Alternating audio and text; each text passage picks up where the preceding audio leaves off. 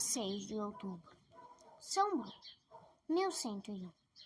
São Bruno, filho de nobre família de Colônia, nasceu no ano de 1035.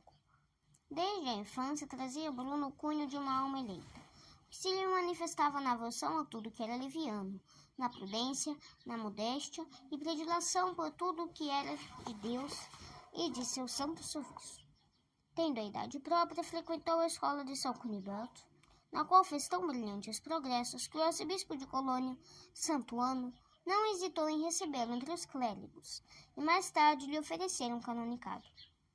Morto o arcebispo, Bruno aceitou um canonicado em Reims, e é provável que tenha lá ocupado o lugar de instrutor do clero. Foi em Reims que, como fruto das meditações, lhe sobreveio um aborrecimento profundo das vaidades e prazeres do mundo, o que o determinou a abandonar tudo o que ao mundo o ligava e procurar a solidão. Seus 6 amigos o acompanharam: Landuíno, Estevão de Londres, Estevão de Dion, cônegos de São Rufo de Dauphiné, Hugo, sacerdote já idoso, e mais 2 leigos, André e Gelo. Bruno, entretanto, fez-lhes ver que, pouco adiantaria meterem-se na solidão, se não tivessem um guia ilustrado, competente, mestre da oração e da santidade. Formaram conselho e resolveram dirigir-se a Hugo, bispo de Grenoble, homem reconhecidamente santo, em cuja vasta diocese também existiam muitos lugares próprios para se fundar uma ermida. Hugo recebeu 7 homens, que lhe eram desconhecidos, e vendo-os lembrou-se de um curioso sonho que tivera na última noite. Parecia-lhe ver Deus em pessoa, no lugar deserto da diocese, erigir um templo, chamado Cartucho, e da terra se elevaram 7 estrelas que, formando um círculo, tomaram a dianteira, para lhe indicar o caminho para aquele lugar. Apenas Bruno e os companheiros lhe falaram do plano, quando nele se conheceu os mensageiros divinos, preconizados pelas 7 estrelas vistas em sonho. Abraçou-os com muito carinho e animou-os a executar o projeto heróico. Indicou-lhes o lugar da futura residência e prometeu-lhes todo o apoio. Para que não se embalassem em vãs esperanças e os pusesse ao abrigo contra duras decepções, fez-lhes uma descrição minuciosa daquele lugar, que além de deserto, era inóspito e pavoroso. Era precisamente o que eu procurava, um lugar de acesso difícil, para ficarem livres de relações com o mundo. Hugo, encantado com o espírito de sacrifício daqueles homens, hospedou-os em casa, até que os raios do sol da primavera tornassem mais viajáveis os caminhos. Ele mesmo queria acompanhá-los e entregar-lhes o sítio da futura residência. Chegados ao lugar escolhido, Bruno e os companheiros começaram a construir uma casa de oração e pequenas celas, uma regularmente distanciada da outra. Foi esta a origem da Ordem dos Cartuchos, no ano de 1084. Difícil tarefa é dar uma descrição minuciosa da vida daqueles santos homens naquela solidão. Obrigaram-se a observar absoluto e permanente silêncio.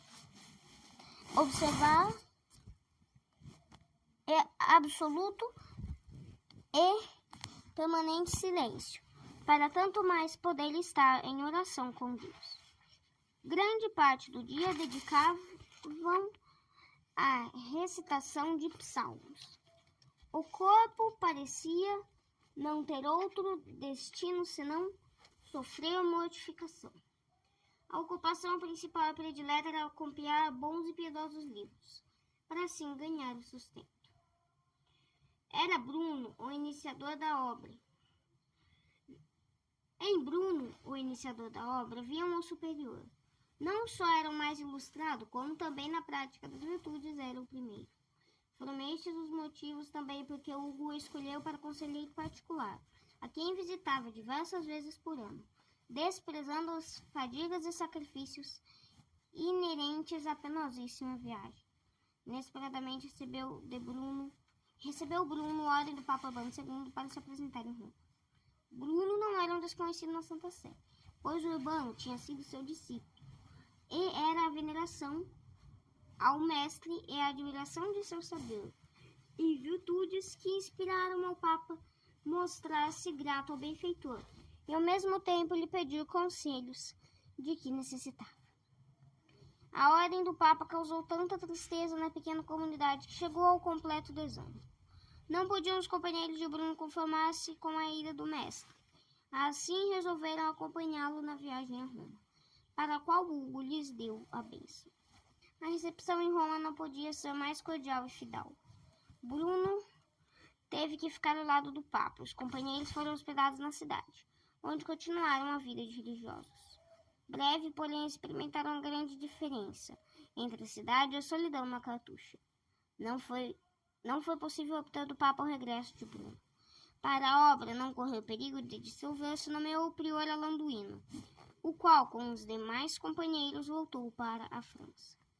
Embora separado do rebanho, conservou-se Bruno sempre em contato com os filhos espirituais, por meio de uma correspondência ininterrupta, ficando assim sempre a par dos acontecimentos, não lhe faltando conselhos e a assistência espiritual dos religiosos, sempre que assim o reclamavam. A obra de Bruno e dos companheiros era muito santa, para não experimentar as ciladas do inimigo, que, servindo-se dos homens maus e invejosos, tudo fez para esmorecer o espírito dos santos homens, insinuando-lhes a inutilidade e contraprocedência de uma vida tão austera, a desnecessidade e desvantagem de tantos sacrifícios acima das forças da natureza e outras coisas mais. Não pequena foi a perplexidade dos religiosos, que não cedeu enquanto Deus não lhes mostrasse, numa celeste revelação, a futilidade das objeções diabólicas. Assim ficaram consolados e reanimaram-se a seguir fielmente a regra até a morte. A instância de muitos pedidos, obteve Bruno licença para voltar e retornar ao lugar na comunidade. Mas nova complicação impossibilitou-lhes o regresso. Os habitantes de Reggio, na Calábria, tendo perdido o arcebispo, ofereceram a Bruno a mitra, e o Papa deu-lhe a entender que seria muito de seu gosto se a aceitasse. Bruno, porém, opôs-se às proposições do episcopado, para poder voltar à ordem. Nesse tempo, resolveu o Papa uma viagem à França, e Bruno, receando ficar novamente preso com negócios da Santa Sé, desistiu do seu plano primitivo, como um dos companheiros que ganhou em Roma, fundou uma nova casa da ordem no deserto de La Torre, na diocese de Esquilace. Deus deu-lhe um grande amigo e benfeitor na pessoa do duque Rogério, da Sicília e Calábria, o qual o doou terreno em uma igreja dupla, dedicada à Santíssima Virgem e a Santo Estevão. Tendo assim garantida a subsistência da ordem, trabalhou para sua maior organização e solidificação espiritual. Em 1101, adoeceu Bruno gravemente. Na presença da morte, por assim dizer, diante dos irmãos da ordem, fez uma confissão pública de toda a vida. A confissão seguiu-se a profissão de fé, na qual frisou bem o dogma da Santíssima Eucaristia contra as ideias errôneas de Berengário, e acrescentou: eu creio nos santos sacramentos da Igreja Católica. Em particular, creio que o pão e o vinho consagrados na Santa Missa são o corpo verdadeiro de Jesus Cristo e seu verdadeiro sangue. No dia 6 de outubro, entregou o espírito a Deus. Corpo enterrado no cemitério de La Torre, em 1515, foi encontrado intacto. Leão X aprovou para o uso da ordem o ofício do fundador, e Gregório XV estendeu-o para o uso da igreja toda. Reflexões. A vida de São Bruno recomenda-nos a prática de uma virtude raras vezes encontrada no mundo, e, no entanto, tão necessários que querem salvar a alma: o amor à solidão. Bem poucos poderão, como Bruno, procurar o ermo e lá passar grande parte da vida, e em completo retiro do mundo. Mas o que todos podem e devem fazer é, de vez em quando, recolher-se espiritualmente, procurar a solidão do coração, exercer uma vigilância mais rigorosa sobre os sentidos e os movimentos do espírito. Vigiai e orai é a ordem que nosso Senhor deu, não só aos apóstolos, como a todos os fiéis. Onde não há vigilância, há dissipação. Faltando a oração, seca a fonte das graças.